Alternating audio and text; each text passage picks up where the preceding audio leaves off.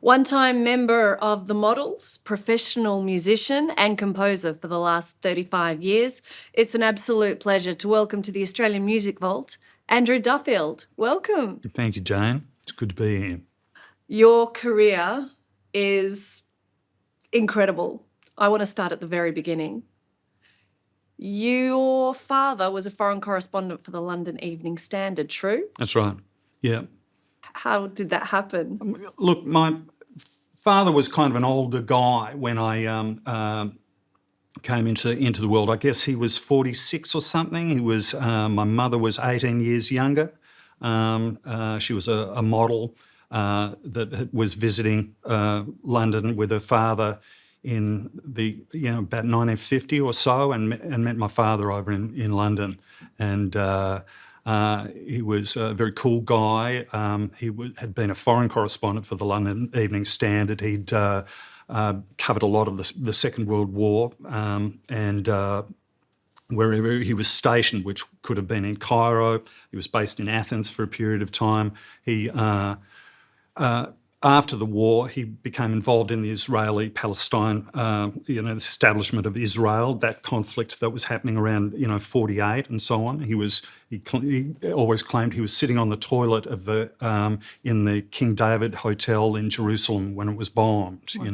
He would recall leaning on the piano of the famous jazz pianist Art Tatum in clubs in England. He was a fascinating guy. So you grew up in the Melbourne suburb of Armidale, and I believe you were initially given piano and guitar lessons, but you didn't take to them, did you? No, I wasn't any good at piano lessons. I wasn't a good sight reader. I couldn't make it to the end of a stave, often reading, interpreting the notes, and I would become restless and want to take it off in my own, make sense of the music in my own way. Why do you think that was, that you couldn't make sense of it? I just wasn't able to break down the music into its rhythm, the intended rhythm. They were often pre-existing pieces that were designed to build finger dexterity or strength or something. They weren't necessarily about melody or, that I couldn't connect with them on any way, I suppose, on any level. So I would, in frustration, sort of move towards my own, point of satisfaction, Grade 5, you start a new school in the suburb of Kew in Melbourne. And it's at that school that you meet somebody larger than life who would become a lifelong friend and probably change the course of your life, in a sense, I think it's fair to say. Who was that person?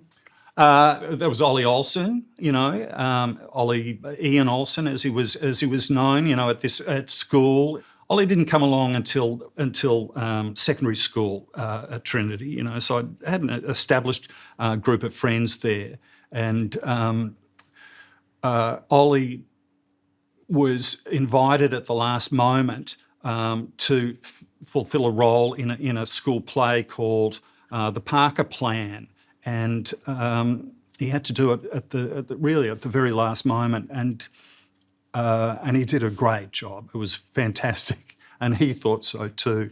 Was this an acting role, was it? It was an acting role, yeah. It was a play called The Parker Plan, and he let us know that how good he was. I was really good, wasn't I? And yeah, and I really admired Ollie's ego. I thought it was fantastic, and I wasn't of that cut of the same thread, and he really made an impression on everybody, and. Ollie would tell us these stories that we just somehow didn't really believe, but they were just so entertaining that we certainly didn't want him to stop. And he was larger than life at that particular point. He had great musical insight. He always knew what was coming up next. As the flavour of the month, he was just first onto everything. So we went through that period of glam rock, So those years like 1972 were very important, and you'd have an act on the radio like Mark Bolan and T-Rex, early Bowie, Gary Glitter. We adored. We thought Gary Glitter was fantastic, and. I had a paper round and I was able to get a front row middle seats for the first Gary Glitter shows. We were getting into the Rolling Stones kind of period. It was where they were, Mick was wearing some very flashy kind of gear.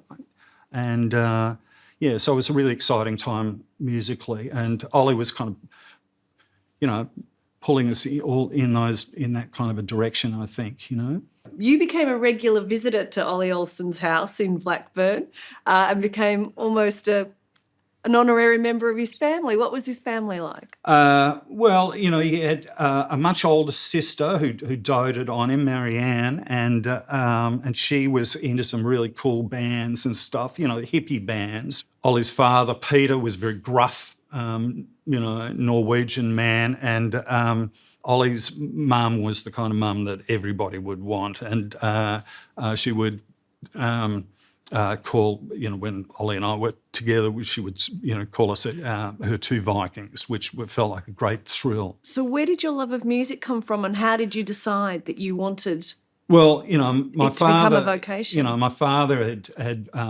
had played piano, and he'd have a few drinks. He was part of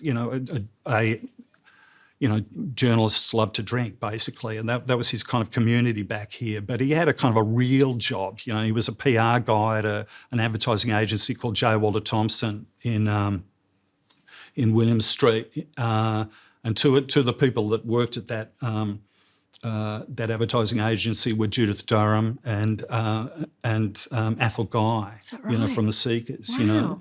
And so anyway, Dad would, kind of come home after a few drinks, and he would play the piano, and I just adored it. He would play jazz.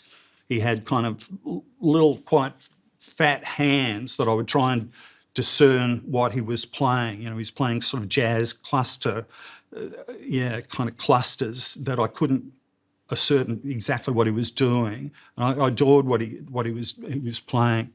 He wrote songs for us as kids. He would feign a really growly, scary voice. I loved his way of speaking. We read the same. When I was failing at school, he would encourage me to read.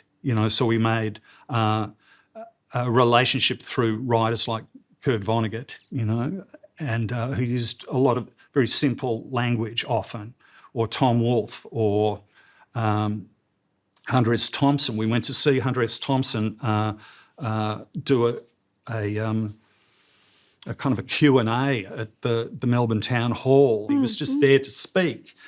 And they played this ungodly noise. There was a gap for all the Hells Angels eventually carrying boxes, big crates of beer to settle into this evening. And he was. Imagine Hell's Angels people wanting to see someone like Hunter S. Thompson. Well, he had this connection with their brotherhood in the States, Right. and it was astonishing, and it was a great thing for my elderly dad and I to do together. And I somehow managed to record this. It was this, giant double four-way speakers and set up, and it started with this almighty primal noise, and it was like screaming, but it was like primates. And eventually, when he comes on stage, the very first question he gets asked is, "Well, what was that? What was that noise?" And it was magnificent. It was chilling, and it was like nothing we'd ever heard before. And he explained. He said, "Well, Rolling Stone sent me to do a story on mental asylums." And this guy, I'd had some mescaline, and the acid was coming on and stuff. And I'm recording this conversation. This guy's brain snaps, and he started this screaming. And the drugs were just too good. I sat back and I recorded the whole thing. And at the end of this session, I sent the tape off to Rolling Stone and said, "I can't write that." And anyway, but he'd managed to hang on to this tape. It was, no, you couldn't write that experience down. And that was a formidable kind of soundscape to witness. I loved things like that pushed. Was it music? Well, kind of, yeah. It was, and was it otherworldly or something. That's what music does. It transforms us. It takes us to another place. I was kind of that cassette, because I managed to somehow record that performance, became like a really prized possession on the community of people that I eventually, shared houses with. So that was the sort of experiences that I had with my dad. He was more accepting of getting me through this period. I got busted for smoking pot at the age of 16. That's how I ended up in advertising. Because smoking pot back then was it was a big deal. It was a big quite deal. A crime. Yeah. And they considered this, this pot that was, about maybe the size of a drum packet or something like that.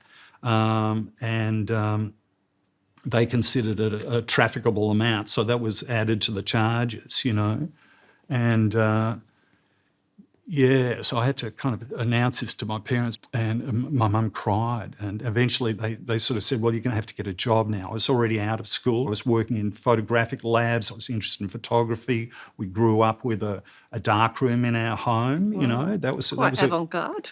Yeah. But that was, my dad, as a journalist, you would travel with a photographer, And so some of his great mates were photographers. So they said, you've got to get a job, for your upcoming court case. And so it was seen that I should go to, we had connections to George Patterson's advertising agency, which was at that stage the biggest agency in Australia.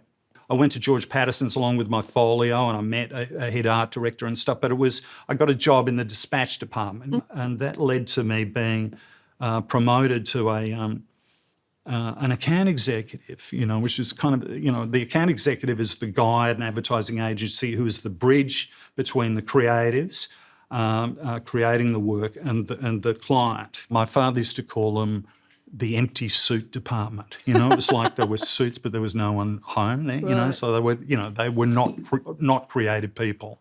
Well, before you got into advertising, you'd end up studying electronic music under the tutelage of Felix Werder, who was a classical composer and a critic in Melbourne. He wrote for Opera Australia. He wrote theme tunes for the ABC. A very influential electronic composer, I guess it's fair to say. Tell me about Felix. Meeting Felix was fantastic. That was a Council of Adult Education course. You could get access to the place, and they had all these original modular synthesizers. So there were all these just exotic things. It was a gold mine of early electronic gear. It was before the Japanese companies like Roland and Korg and Yamaha had really come into the market with more affordable synths. And these were, synthesizers in a briefcase that had been created by the people that worked on the Doctor Who soundtrack and so on, for the BBC radiophonic workshop. And so they were tremendous instruments, and they were extremely expensive. And working with Felix was very eccentric. He'd come out to Australia as a refugee. He was one of the De Niro boys, effectively. His father they'd escaped Germany, and his father was a Kapellmeister, a choir master at a synagogue that the really important 20th century figure, Arnold Schoenberg, had been a part of that particular fraternity and stuff. So that's a great connection. I love that. He's a pivotal figure in 20th century music, Arnold Schoenberg. And so Felix, had to abandon Germany at the age of 16 and escape that. And in many ways, he was kind of like a 16-year-old, like a rebel. He was rebellious. His music was complex and difficult. That was kind of music that was being written in the post-war avant-garde, and electronic music's really fitted into that. Often they weren't, consonant and sweet and nice. They were dissonant and clashing and tough. So it was an incredible learning ground. And of course, Brian Eno had used these instruments. You know, he would get the outputs of his band, Roxy Music, and feed them in through his synthesizer in a briefcase, the EMS AKS that Ollie and I grew to covet.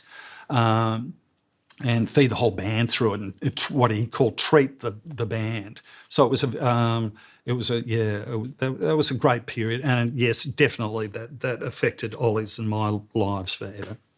So not only is Ollie taking this course with you, but also Karen Ansell from the Reels. There were a number of people. You know, I mean, Karen, fantastic musician and great band. Her band, the Reels, were just wonderful all through the 80s. So you and Ollie decide to form a band called Whirlywirld, 1978, taking what you had learnt from this brand new instrument, this exciting instrument called the synthesizer, and applying it to, I guess, a punk rock ethos in a sense. Yeah, in many ways. Yeah, Ollie was he was managing to get by on the dole, I think, whilst I was working, at the advertising agency trying to get my own synthesizer going. I mean, look, if you had a synthesizer, you were in the band. Just about that could buy you a spot in the band. But around this period of time, there was a synthesizer by Korg that was released called the Korg MS-20. It's a very famous synthesizer, and in many ways, because I got one in Swanston Street, Melbourne, at a shop called Dine Audio, I think for $650. Now, that was cheaper than you could buy a Fender Strat for. So it was all of a sudden this kind of price point.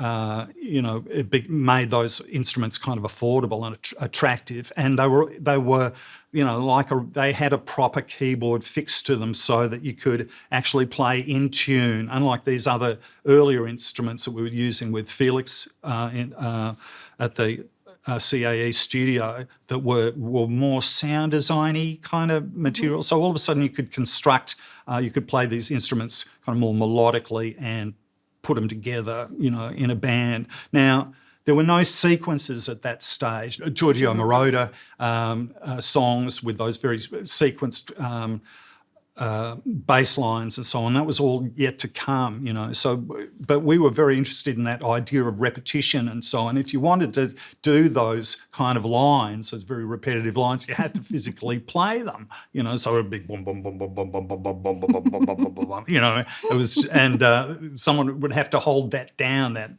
thing for the duration, and it was a terrific band, Whirlywirld, and Ollie.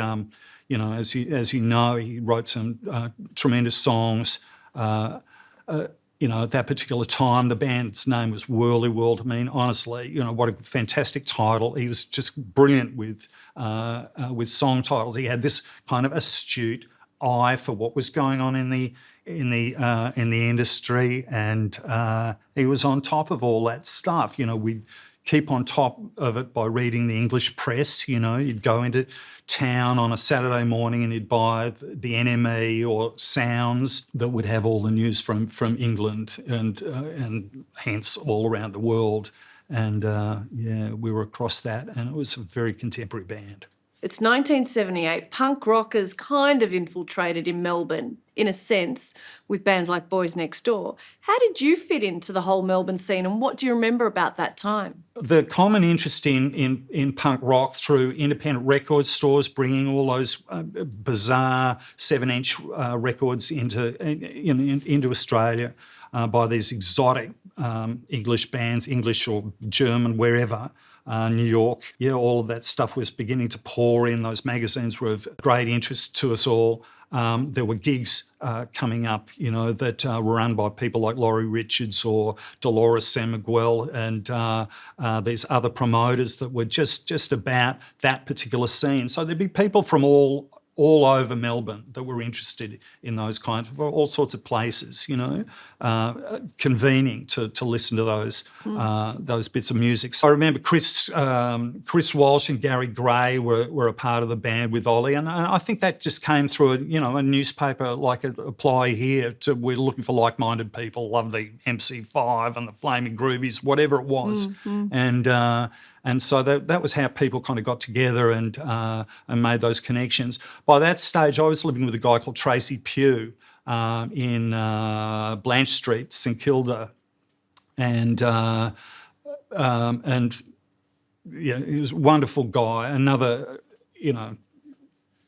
tremendous person. He was the bass player. Bass player for Boys Next Door. That's right. And is that how you ended up playing on their 1979 album Door Door? Yeah, I played on Door Door, and the only instrument they had to play was the mad briefcase synthesizer, that couldn't keep it tuned. You couldn't ask it to play a melody so it was just simply noises. So it was great to be invited. It was kind of a completely at right angles in many ways to what they were doing. It was their first album, the only conventional thing that I played on that album was the strings on Shivers. We recorded a studio that was owned by one of the guys from the Little River Band, which is about as far away from punk rock as you can get. But that was a great studio. But the other great studio that was in use then for all of those up and coming groups to get their act together was Richmond Recorders, and so we were doing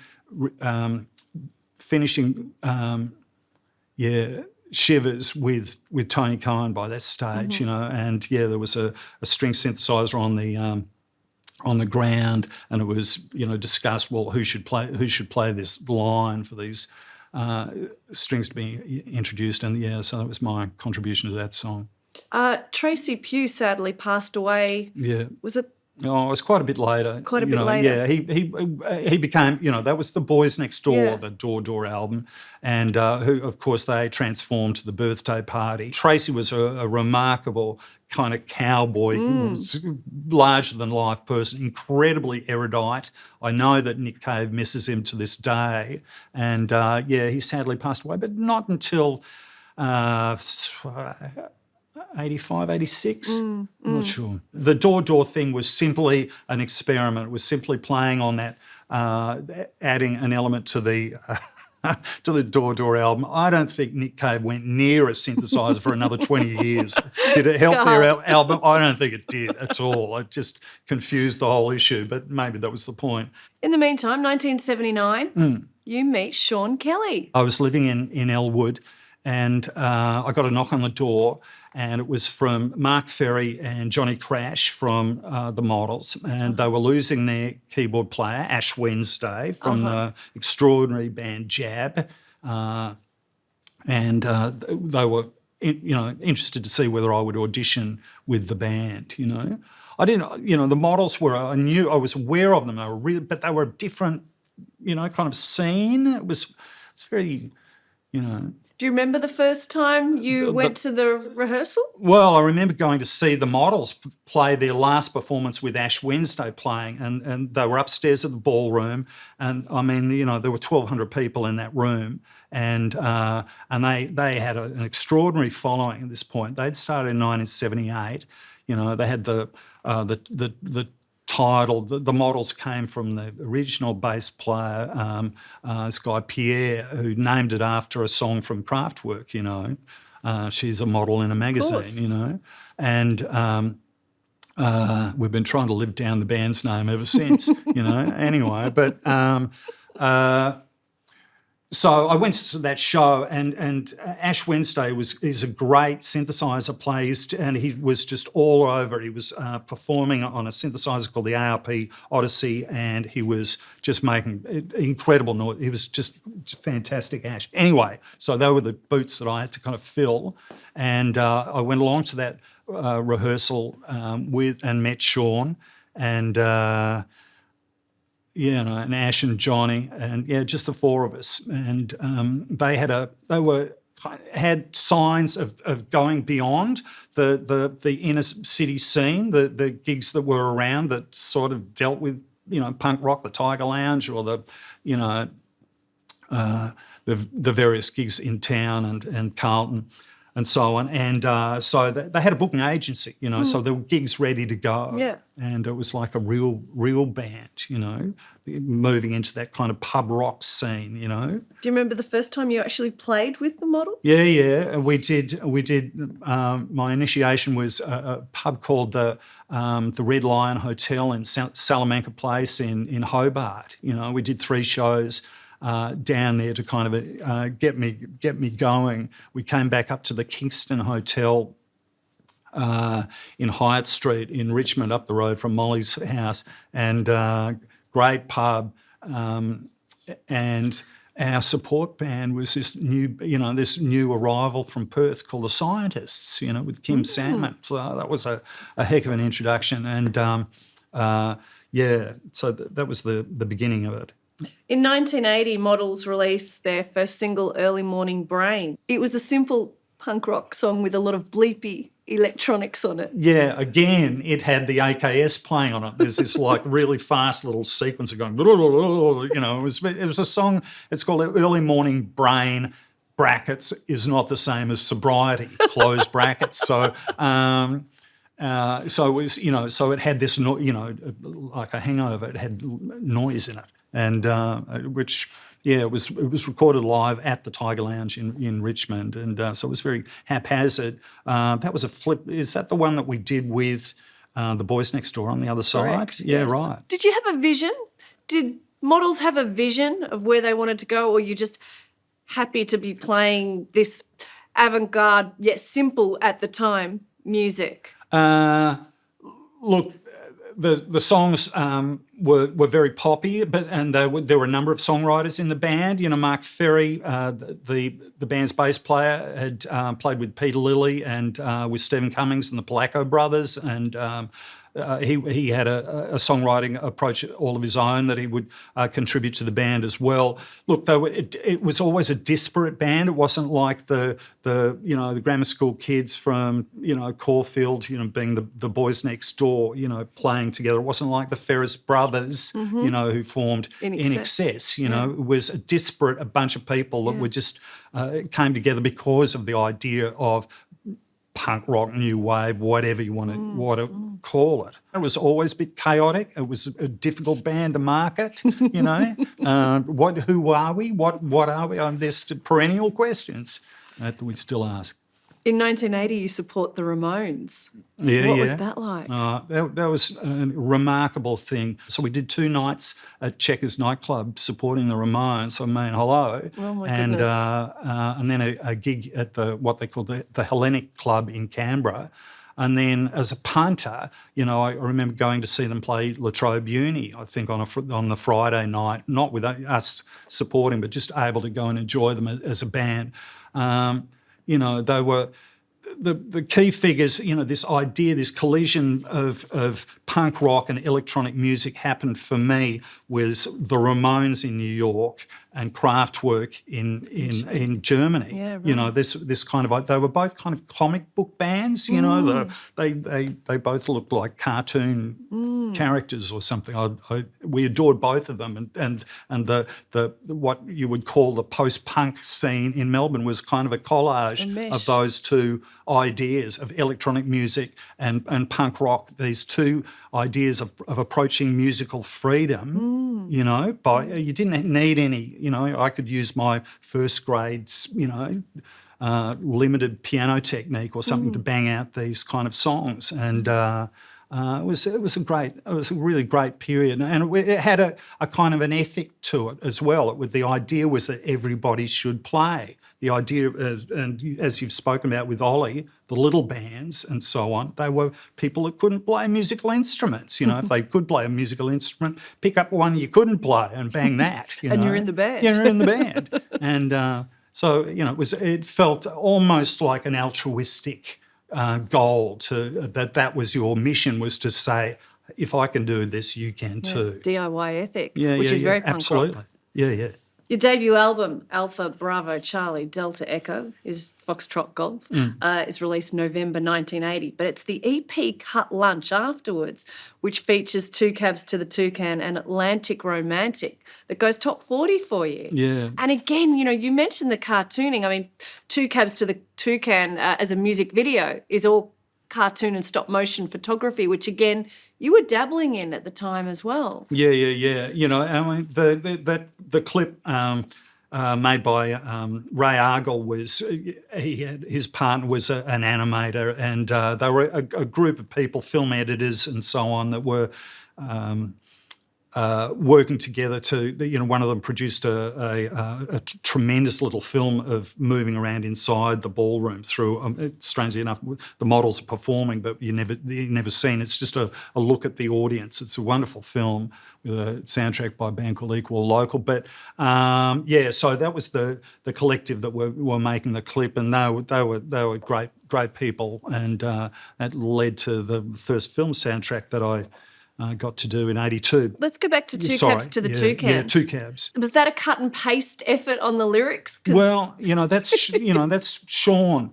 It's Sean is he was a very bizarre lyricist. I love Sean's titles for songs. That was my title. It was we'd played with the Police. The benefit of working with Gdański and his organisations, it was kind of called the Melbourne Mafia and so on. I mean, Michael had his finger in a number of pots, and so he had an international touring company, the Frontier Tours and stuff, and so we were the beneficiary of that often. So with the Premier Harbour Agency and travelling that circuit, and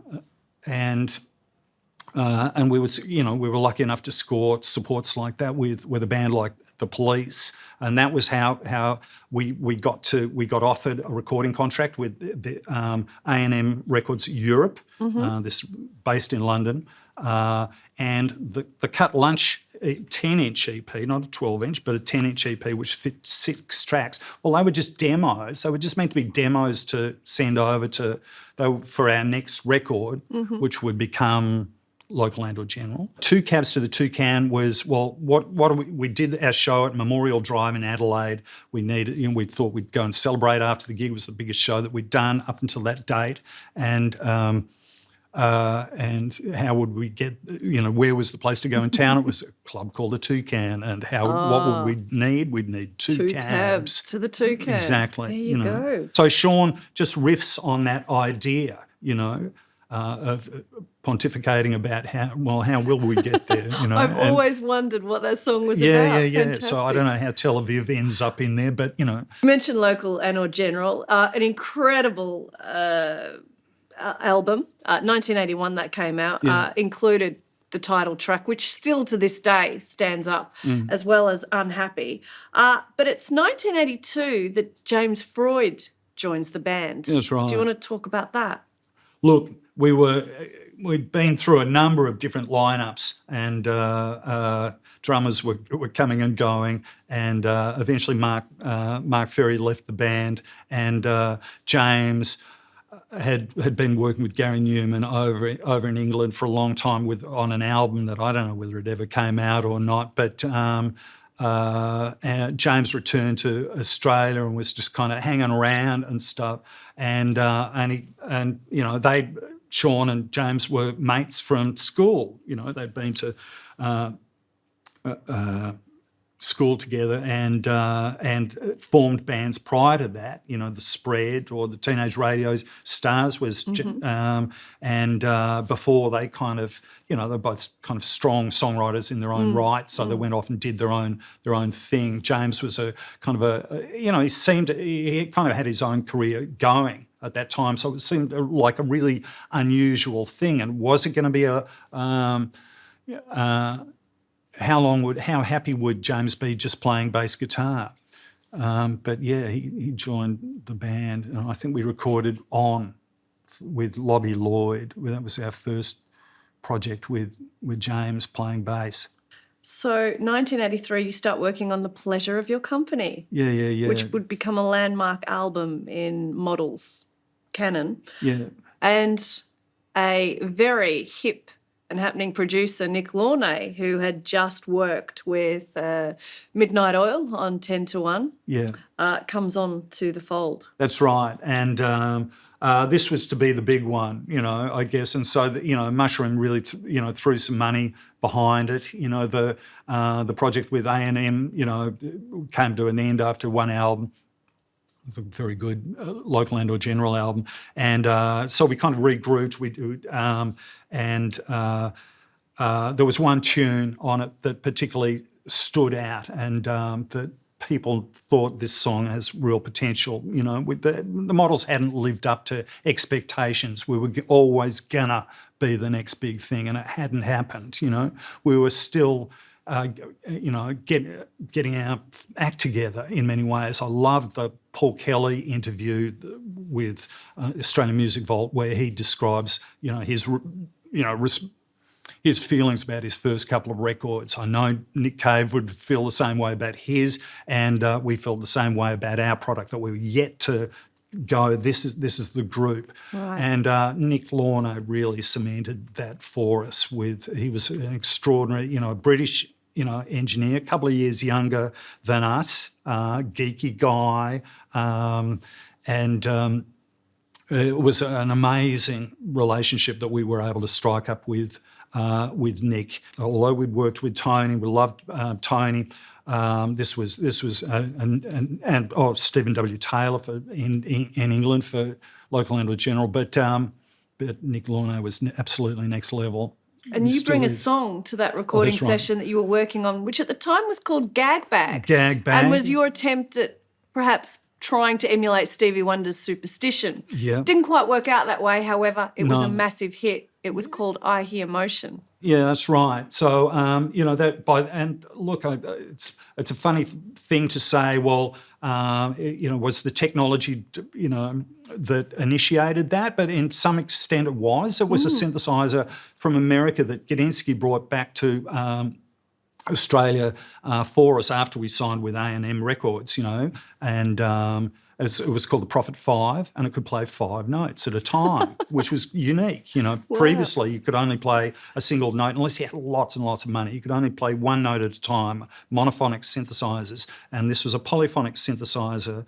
And yes, I was never good at, as I've said, with reading music. I was no good at reading music. I would get distracted when I was trying to figure out a tune, and I'd end up in my own world. And that's the way that that riff from I Hear Motion came about. It was a sort of like a clavinet sound, a bit like, Stevie Wonder's, boom, bum, boom, bum, dum, ba-dum, thing. So, but it was a...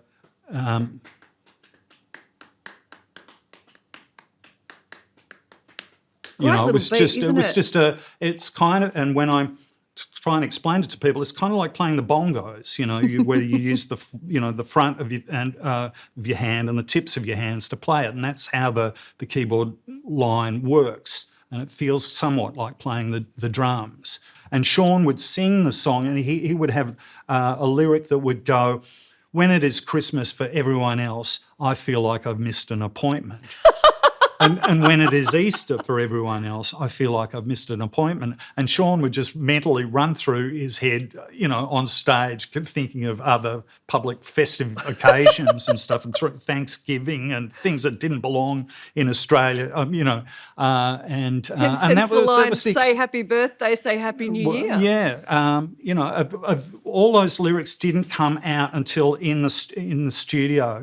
That we block booked this studio in Sydney, owned by Billy Fields, called Paradise, and Sean and James would sit in the spa, and they'd do that cut up form of songwriting. That David Bowie made so famous. Yeah, and they were so influenced by Bowie, and so it was just a whole group of. It's so bizarre. I mean, what is it about, that song? I've never quite understood. I've never really asked the question. It went to number 16 on the chart, so it did become the big single. Yeah. What do you think about the song now when you hear it? It still gets played on commercial radio to this day. Look, it took the band to new places. I still like it. I still really enjoy it. And, it was a master work by Nick Launay to cut up those drums. He'd already done it on The Power and the Passion for Midnight Oil. And we had this fantastic drummer, Barton Price, banging out these drums. And it's also important because James Freud plays the solo in that song is played on a bass. It's just it's remarkable, and it's a beautiful line. We still, Mark Ferry, we still perform the song, and Mark Ferry copies that bass line because it's so important to the song. It's not often that a song has a bass solo in it, and it really showed a different side of James Freud that wasn't evident at that time, that he was actually a really good musician. Also on that particular album, The Pleasure of Your Company, No Shoulders, No Head. And I'm thinking it's a drinking song because it mentioned you set the video in a pub. And it talks about the head of the beer. Is that? No shoulders, no head. No, I think it's basically a song about a hangover where you can't get your head together. But again, extraordinary and father to the thought. It's a great song. I really enjoy that song. Tell me about landing the support to the David Bowie tour for the Serious Moonlight tour, which was a massive tour in Australia at the time.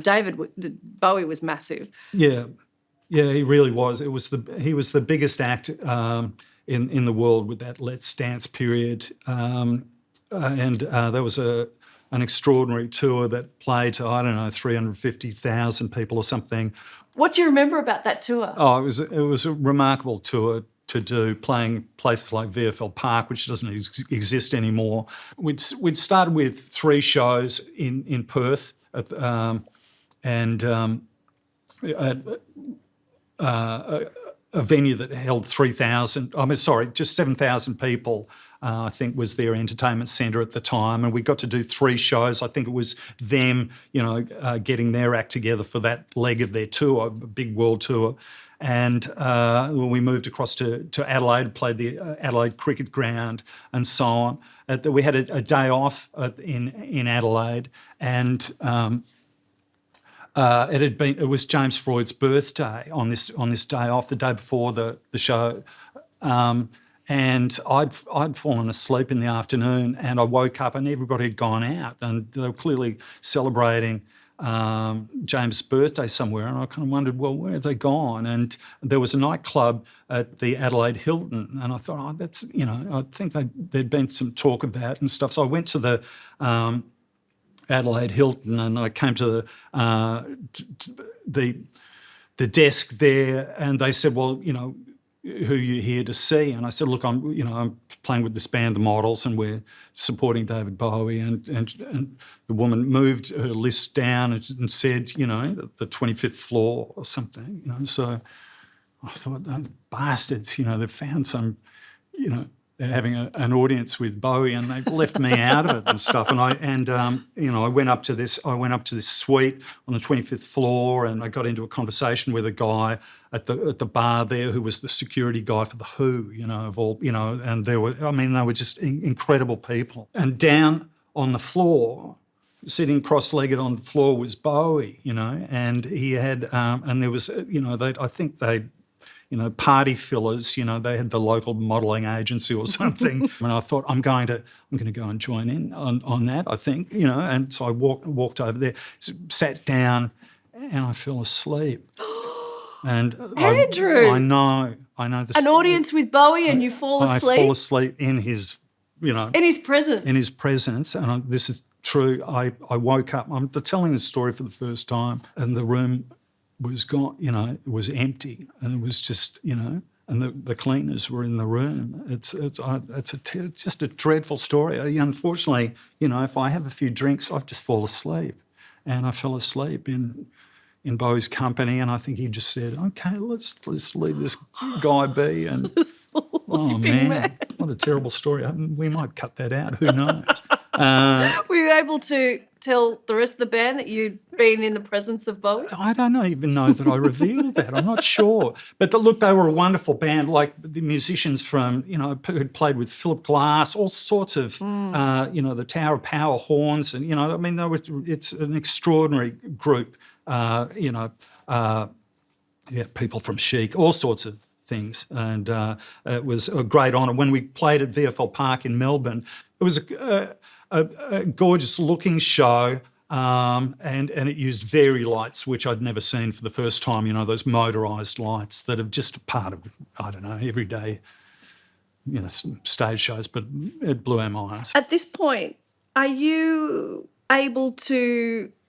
parents able to understand your vocation? Yeah. Seeing the success models had? Look, my dad had died in 1981, and after we'd come back from recording the Local Landau General album on the outskirts of London, and he wrote to me. He wrote to me before I went to England. We'd got this deal with A&M Records. We'd done the Cut Lunch EP prior to leaving, and he wrote to tell me that he was proud of me. And he said, I know that you, like me, are prone to moments of self-doubt. I often thought, I've got to get that printed on a T-shirt. Prone to moments of self-doubt. Nothing could be truer. And it was a wonderful affirmation. He was trying to, cover those areas of his belief in me, I suppose. And anyway, I returned to Australia. We had a couple of weeks before the tour to promote that album started, and he invited us up to. He'd retired to Bribie Island at that stage, and he was really, really enjoying that. And my girlfriend and I just had a wonderful time being back with Dad. And he was an older guy. He hadn't been well and stuff. We went on tour, and I got a call. Dad,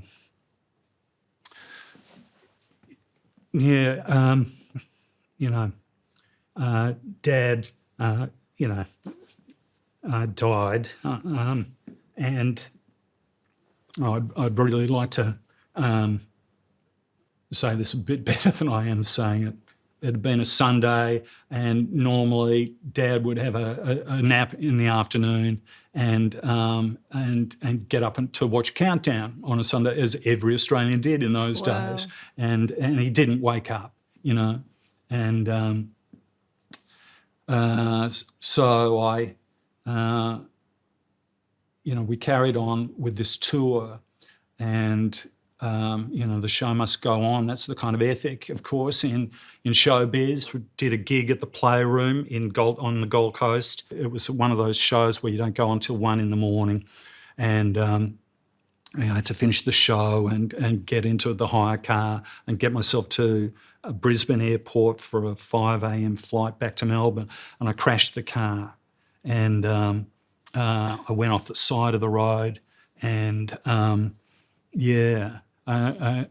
retired policeman kind of helped me. The car had gone down an embankment and stuff. I wasn't hurt, but I wasn't able to get to the airport, and I wasn't able to. You weren't.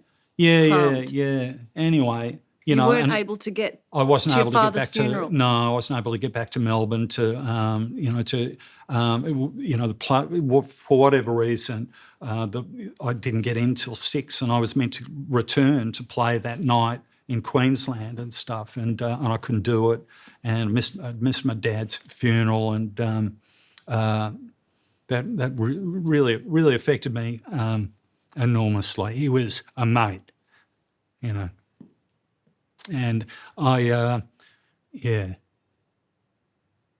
and I was very conflicted, I think, at that particular point. Really messed with me. I didn't, you had to go back on the road.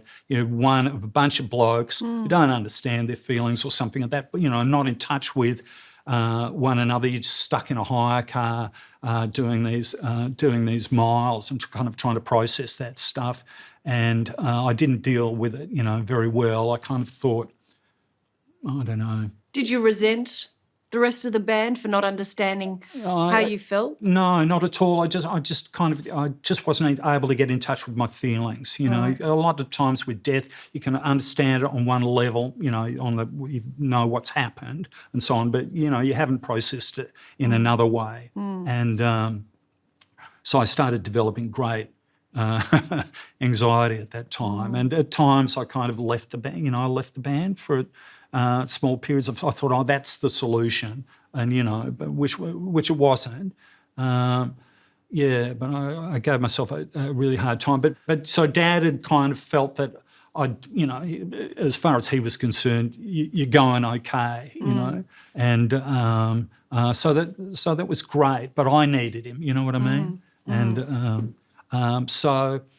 Yeah, I think that's a big deal for me as I kind of continue in what I do in teaching or so, in trying to encourage people, the idea of mentors or older people. What do older people mean? You know, those kind of things are quite important to me. Do you remember much about touring with models? Yeah. James Freud writes a very amusing anecdote in his book that you were once showered with his urine in one of the in one of the touring vans. Yeah, you know, that's right. I mean, look, again to go to that Australian Music Vault video on Paul Kelly, who talks about driving up and down the Hume Highway. I mean, that's what we did, you know, in those days, and we just seemed to do it endlessly. And James was never the driver because he was always going to be drinking, you know. And I was in the back seat at this particular point. I guess Sean might have been driving, and he said, I've got to go to the bathroom. I really have to go to the bathroom. And Sean said, I'm not going to stop the car. I'm not going to stop the car. And somebody sort of hands him an empty stubby of beer, which was not going to be enough to satisfy his bladder. His bladder had a bit more it than had a bit stubby's more in it. worth So he of... said, look, I've got it. Somebody hold this, you know. And you know, so he passes me this boiling hot stubby bottle. Anyway, yeah, the things you do. But didn't the car suddenly brake? Oh no! That bit I've erased from my mind. I won't go there. Now, it's also around this point that you, the band relocates to Sydney and you see Barton Price performing in another band and you decide that you want him to come and play drums in Models. Yeah. True? Yeah. We nicked Barton Price from Sardine, I think, Sardine X with Ian Ryland. I mean, he was an incredible talent. I mean, he is a great talent, fantastic drummer, you know, stadium kind of drummer. Yeah. So 1985, you start mucking about again on your synthesizer and you come up with a Jamaican reggae-inspired tune. Yeah. Look, we'd used a steel drum band when we were in England doing local and or general, and we were able to record this steel drum band and pitch them up to the key of the song that we were in.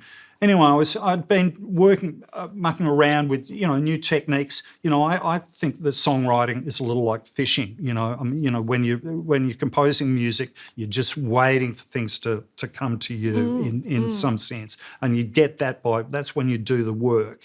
And I was playing with in what you call thirds, just a distance. You've got a note, you've got a space, you've got another note, and so I was just playing those in thirds, and that sounded like, you know, a thing that steel drums would do. You know, you've got two mallets in either hand, you can hit two intervals, and it's nice and easy, those thirds. So that it was a kind of an exercise for me in writing something. How far can I go with these playing in thirds to create this melodic structure, and ended up being a series of chords that became Barbados. Barbados, one of the biggest songs of that year, and a brilliant track written about James's.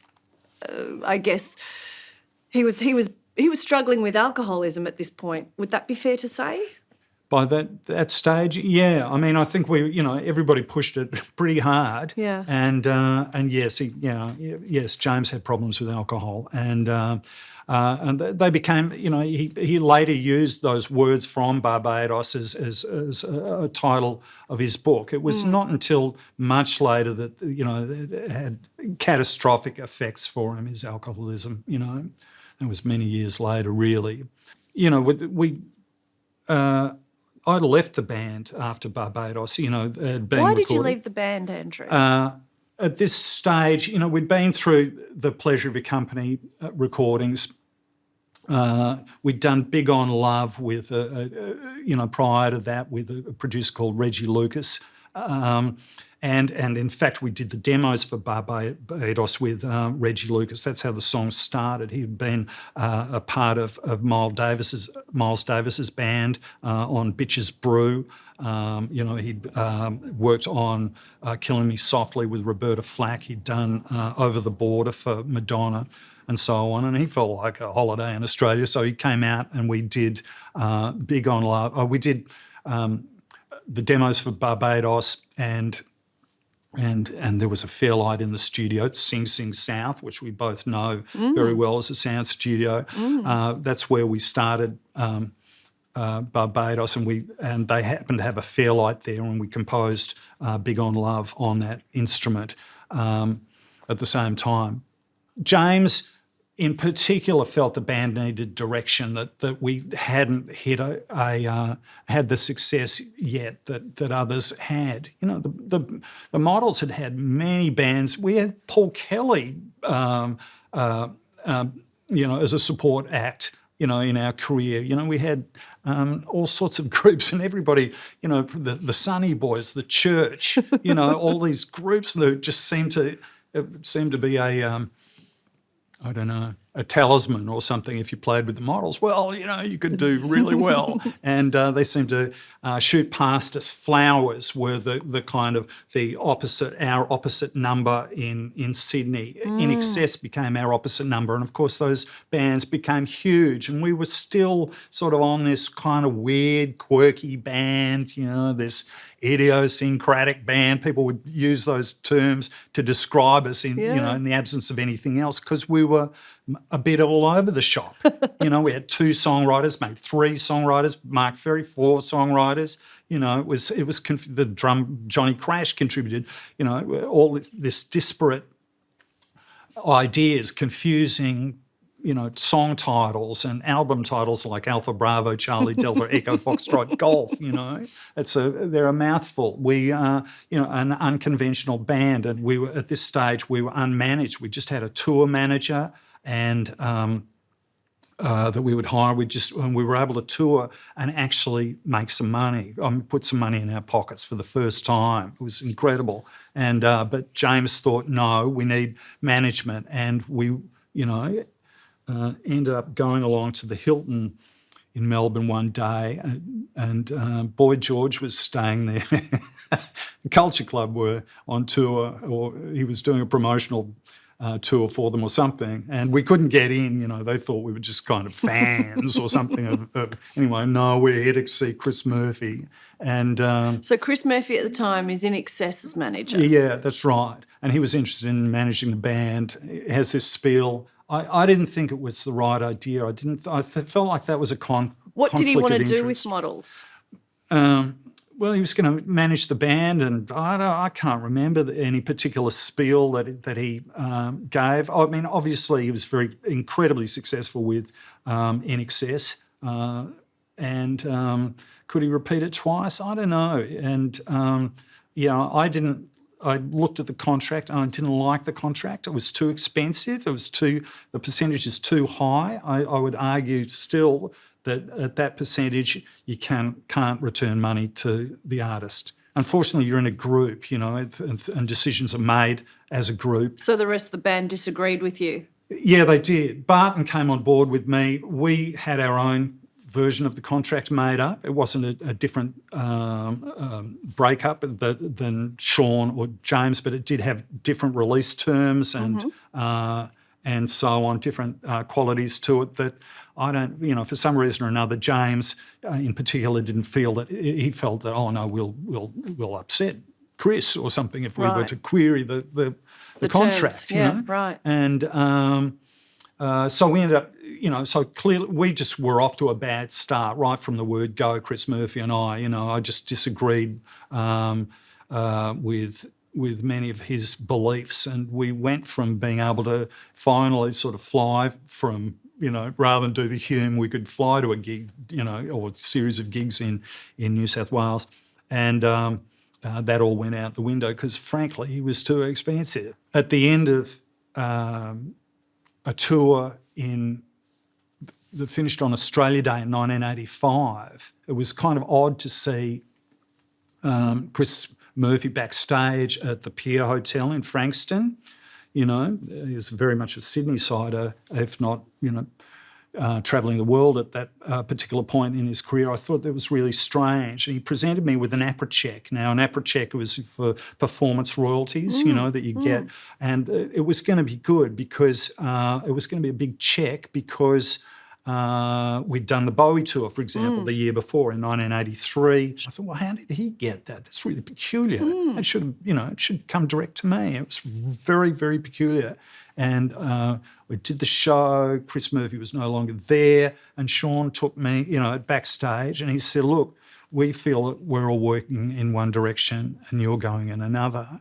And I was fired from the band. How did you feel? So that was on the eve of the release of Barbados. Barbados was due to come out. Well, there'd been an alternative plan, for that didn't include me. I didn't know about it, but we were travelling in different directions. I was getting married. My girlfriend was carrying a baby. She was pregnant, and we were going to get married, and so on. So, and James and Sean felt a move to Sydney was what the band needed, not to be in Melbourne. So there were kind of good reasons, And I was beginning to feel incredibly settled. And now they wanted to uproot you and take you to Sydney. Which... Yeah, but that discussion didn't actually ever take place. Right. And look, because of I got my mum had sort of kept this little bit of money aside after my dad's death, enough for a deposit for a house in Richmond. It was $5,000. So I was becoming settled, and they weren't. So we were on different pages. So in hindsight, I have no problems at all. Were you that upset the band, at the time though? Yeah. And I would look at, you'd look at the band from a kind of a distance. And look kind of like an old girlfriend, you know what I mean? You couldn't kind of help but be interested. You didn't want to be, but you couldn't help it. I'd been in it was 6 very intense years, and we were, heavily involved in, you're not just, it depends how you play it as being a member of a band. If you really want to be involved, you're across the posters and the artwork and the look of the band and the film clips and so on. That's kind of why you're doing it, because you have an artistic personality. Well, Barbados goes to number 2 on the ARIA charts. It becomes one of Model's biggest tracks ever. What was it like not being in the band at that point? Oh, yeah, that was kind of weird. And, it was held off first place by Whirlywirld, I think. Oh. I think that was the...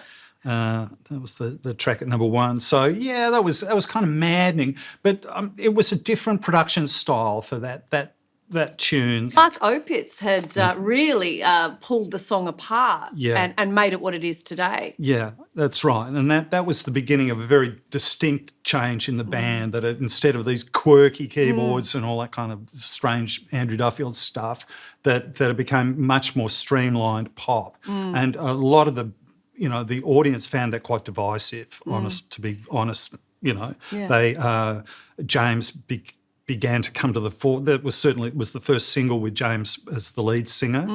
There's a whole audience of Models fans that weren't even really familiar with that earlier stuff, as it turns out.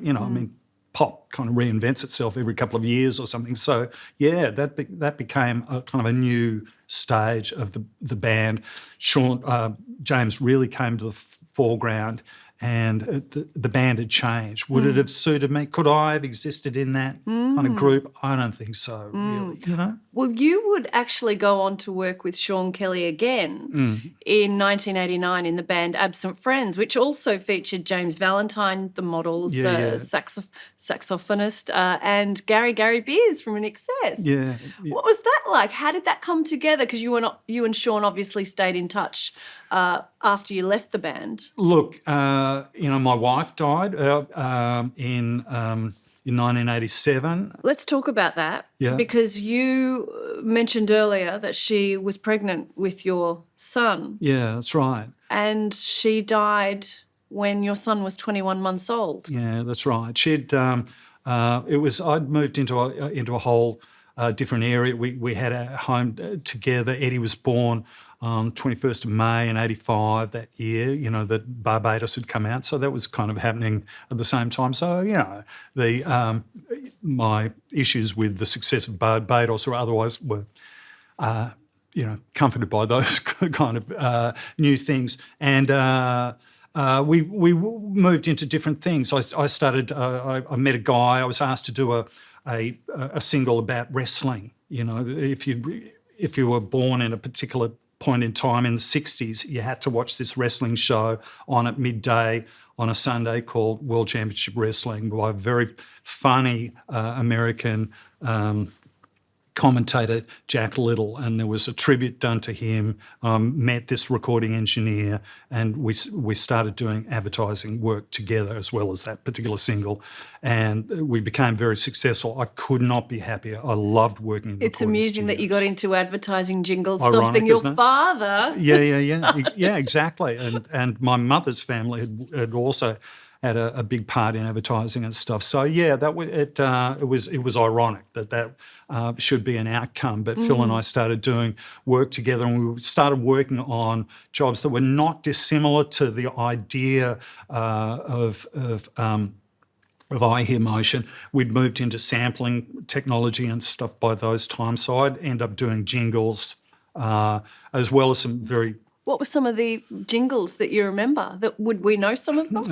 Well, it kind of started with this campaign for Channel 7 called Nobody Knows, News Like 7, and we'd sing, Zan. Zan from I'm Talking. Yeah, to sing those tunes, and it kind of went everywhere, and we were asked to personalise them, make it Nobody Knows Melbourne Like 7, Nobody Knows Adelaide, Nobody Knows Perth, wherever. And Phil was a great businessman. I don't know, we did...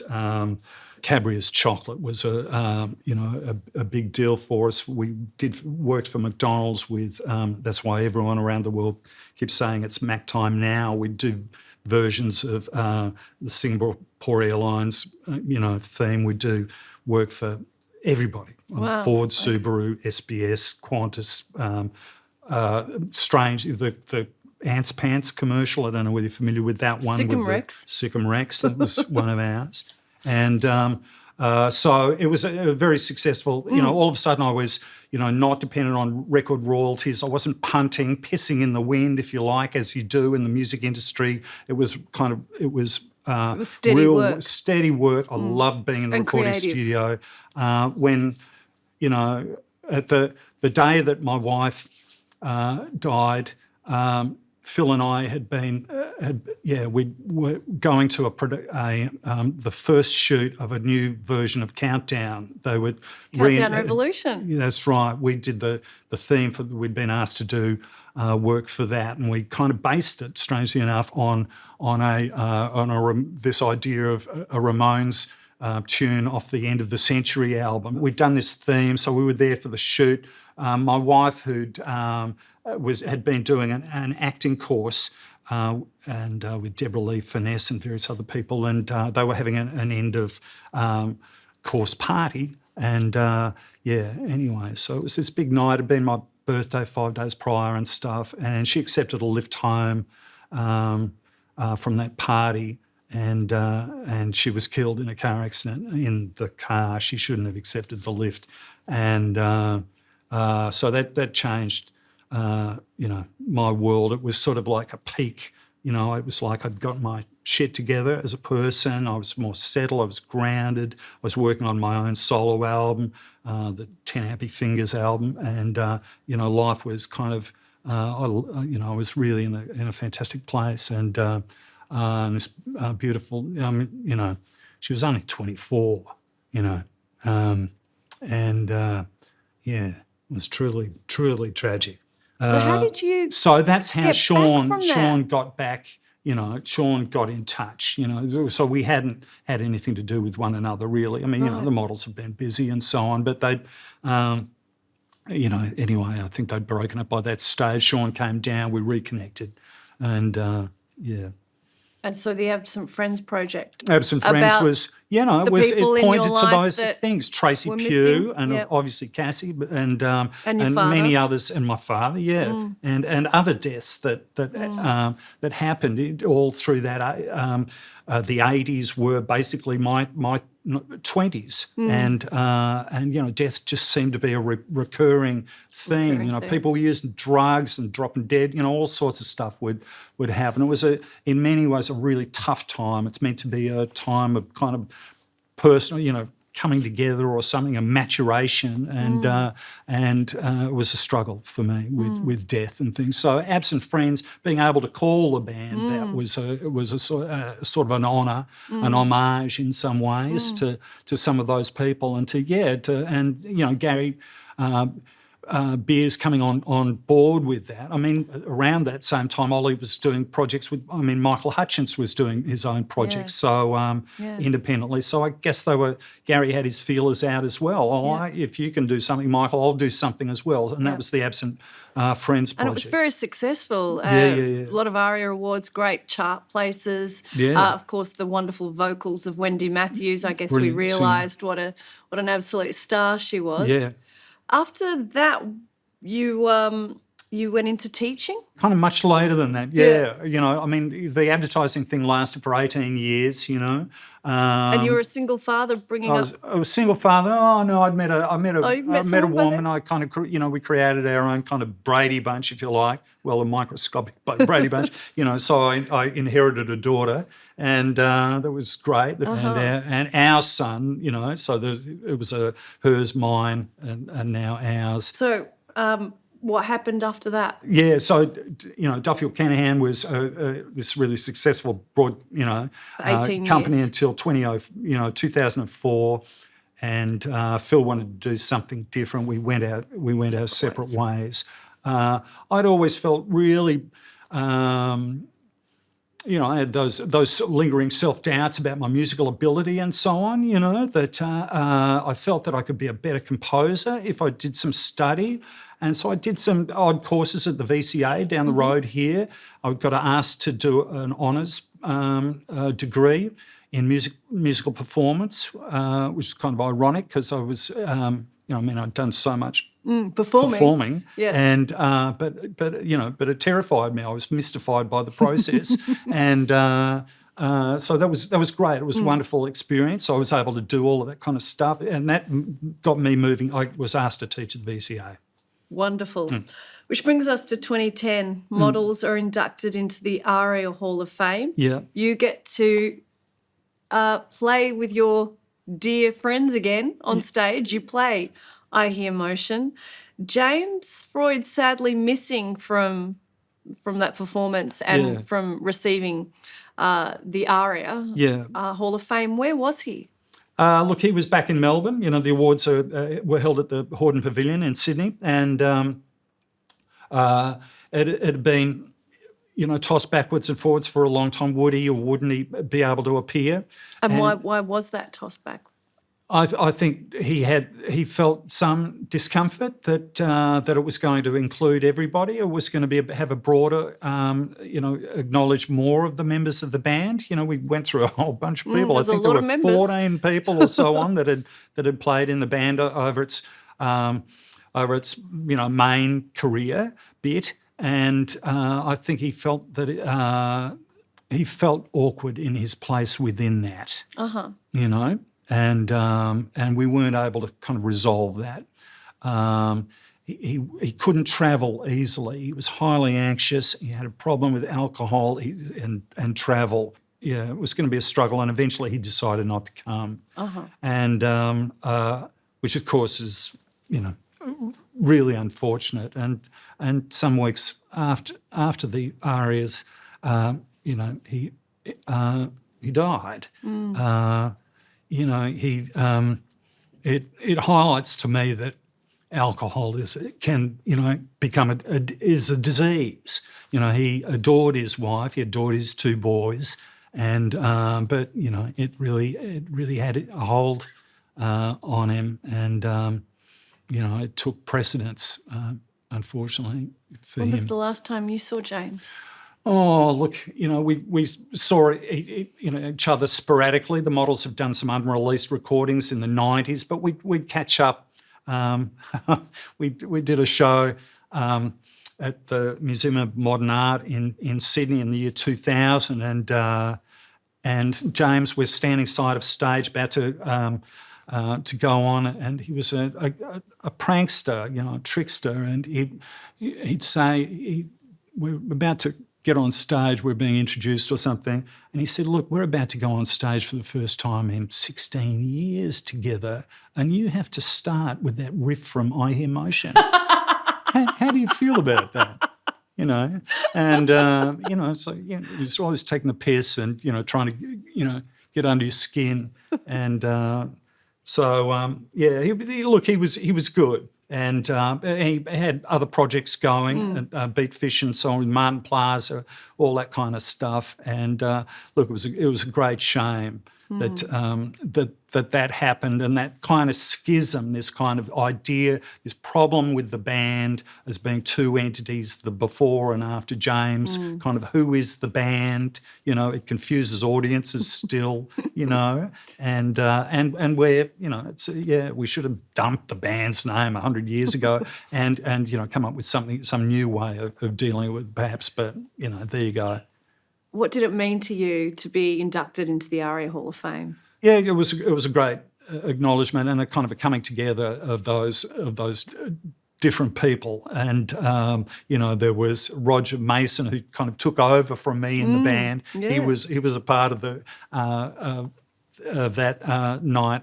There were lots of coincidences. It's a small scene in Australia, in so many ways, the music scene, and it is wonderful to be given that kind of opportunity to kind of to mature in an industry, as I hate to refer to Paul Kelly again, but he goes on to talk about the squad that he calls his group, and he knows that they're playing at the top of their game, and the Models continue to play, and we're playing at the top of our game. You know? You've been playing now, for quite some time, back with Sean and various members coming and going. Yeah, Mark Ferry is still, he's back as a part of the band, and we have a new drummer, Ash Davies, who's just wonderful. And honestly, we've never played better. We're getting to this year, we're kind of playing we're going out on the road and playing some shows with Regurgitator, which is a sort of a more 90s band than us. Yeah. So it feels good to, and we'll be playing as a show we're about to do with Custard, as on that bill too. So it feels really inclusive, and it's a joy to play with those guys still and still be friends with them. 2 more questions, Andrew. When you look back at your career in music, what's your biggest highlight? Musically speaking, look, currently I've been doing some work with Ollie Olsen and Bill McDonald, 2 friends from school. Since I've known Ollie since he was 13, and I'm 65. You can do the maths. It's been a long time, and we've been finally doing some recording together. We did a show for Melbourne Music Week a couple of years ago, and we've been coming to my studio on and off, and we just turn on the machines and we make some sound. Now, when I play in the Models, I've got a number of different sounds that I have programmed during every song. So I could be changing patches on my synths, 3 times a song, and it's kind of hard work to stay on top of all of that. With Ollie and Bill and I, we just set up. There's no discussion about what we play, and we turn on those electronic machines, the same ones that we were using in Felix Werder's class, and we make a noise. And honestly, all of that anxiety, all of that performance anxiety, it just dissolves. We go to a place until Ollie, he always did this with Taipan Tiger Girls, which I really rather liked. They recorded one of their albums at my studio, and he would just hold up his hand. So, so let's wind it up. That was probably enough, And honestly, it's like a buzz. We play, and it's like you've done some extraordinary meditation at the end of it. It's wild. Wow, that's a great feeling. All right. Just on the Ollie thing, you were recently involved in a re-recording of his wonderful Dogs in Space song "Rooms for the Memory" with Mick Harvey and Adelita. What was it like? Because you actually played on the original version of Rooms for the Memory, a Whirlywirld song that never got released. Yeah. So what was it like entering the studio 25 years later, re-recording that same single? That was amazing. When I did that, recorded on Rooms for the Memory at the, on the original one with Nick Launay, and they just brought me in to add some keyboards kind of towards the end of the session. And that was me getting together with Ollie for the first time in a long time. That was a great experience. So to come back to it again, and it was being done, kind of on the sly without Ollie knowing, and the intention was to get Adelita on board and Mick Harvey on board, and they were, I played with Mick Harvey on the Boys Next Door record 40 years ago. I got to listen to Adelita's work, and wow, she is something. And anyway, I'm a big fan now. And it was a great session down at Sing Sing South, where we did Barbados and Big on Love and so on. And it was a great pleasure doing that session. Mick Harvey is a remarkable musician. He kind of knew what elements to pull out of the original that worked. He's got a good musical head, Mick Harvey. And Adelita, it was a 12-hour session. It was a killer session like this one is. And at the, she's a little reserved at the, she can be cautious, I think, at the outset. And as the day progressed and as people dissolved, she just started to own that session. It was wild, and I just wanted to stay out of the way. Just, you don't have to do anything. Just, that's not easy for me to do. To stay out of the way, as you can probably gain from this interview. It was a great session. Well, Andrew Duffield, it's been a big deal chatting to you today. Thank you so much for your time here at the Australian Music Vault. Thank you, Jane.